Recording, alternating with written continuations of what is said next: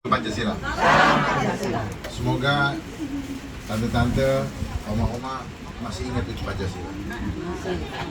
Daripada generasi-generasi yang sekarang, mungkin mereka sudah tidak hafal, cuma tahu Pancasila, tapi apa itu Pancasila mereka tidak paham.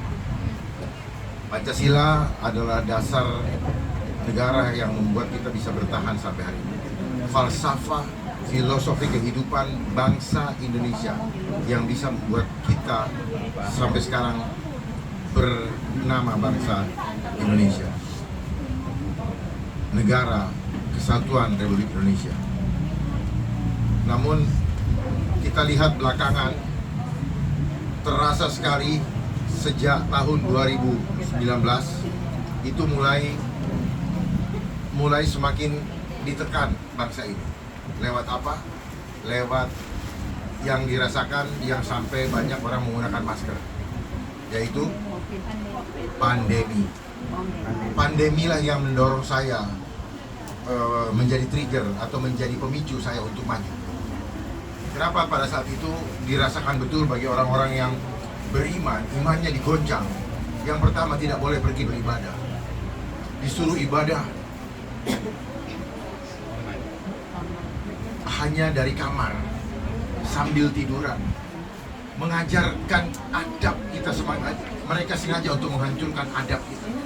Jangankan adab kepada Tuhan, adab ke sesama manusia pun dihancurkan.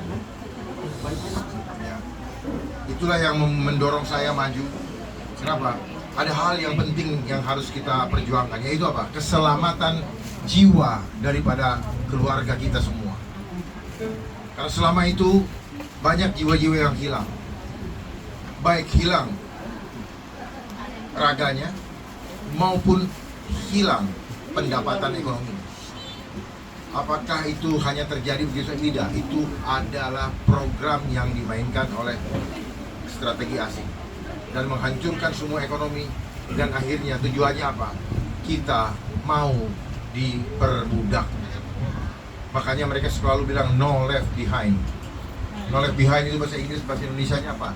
Tidak ada satupun yang tertinggal. Tetapi percayalah, Tuhan juga tidak mau ada satupun yang tertinggal.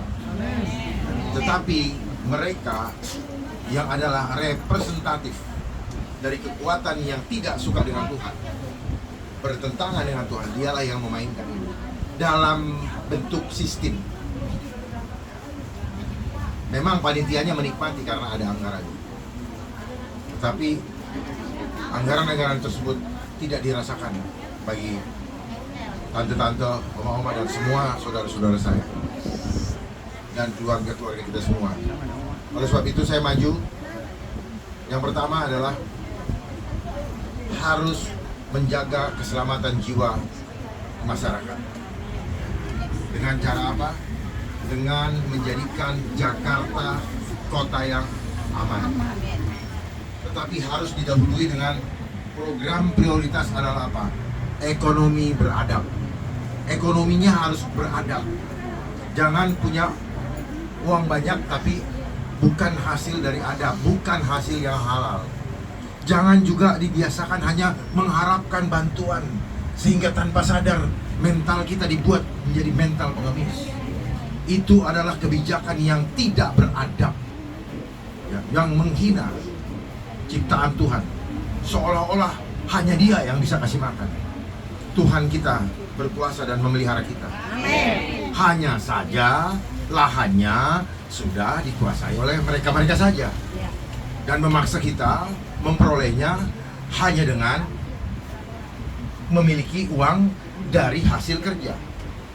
Tetapi pekerjaannya dibikin sulit dan tidak dibagi ke kita, diambil semua, sehingga membuat kita menjadi kesulitan.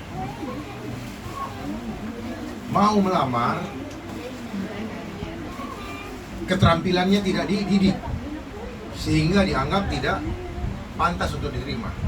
Akhirnya mulailah mengelompok orang-orang yang tidak diterima ini.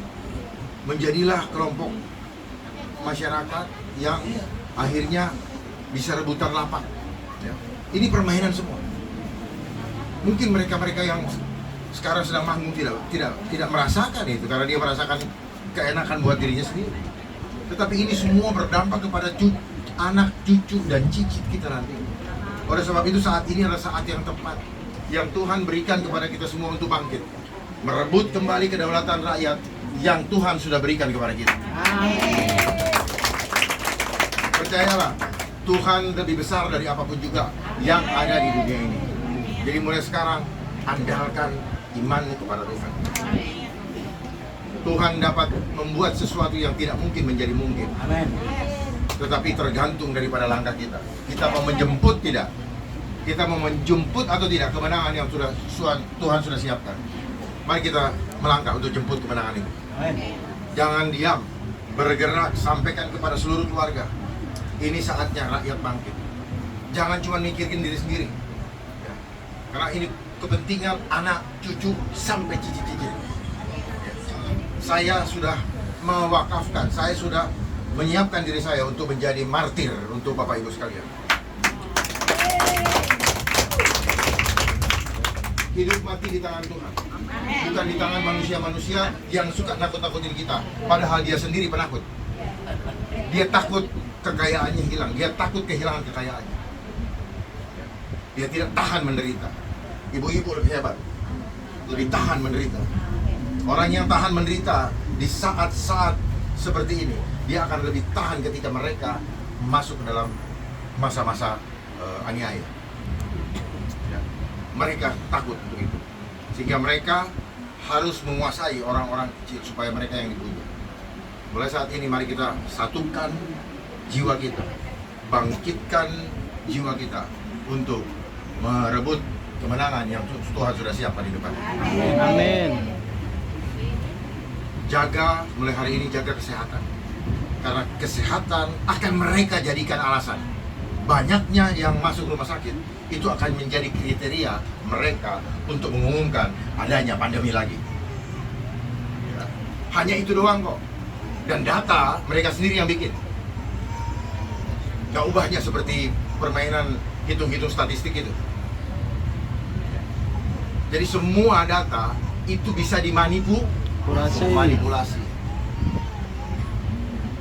Dan tujuan dimanipulasi pasti ada tujuannya. Tujuannya untuk menciptakan suatu keadaan yang seolah-olah keadaan itu benar-benar terjadi, padahal ada panitianya.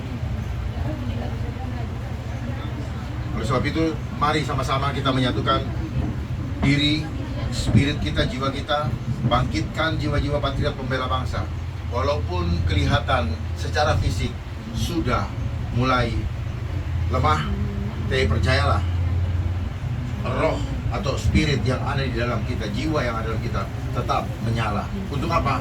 Untuk mempertahankan kedaulatan rakyat, kedaulatan kita yang diberikan oleh Tuhan, yaitu bentuknya apa? Free will, kehendak bebas kita untuk tetap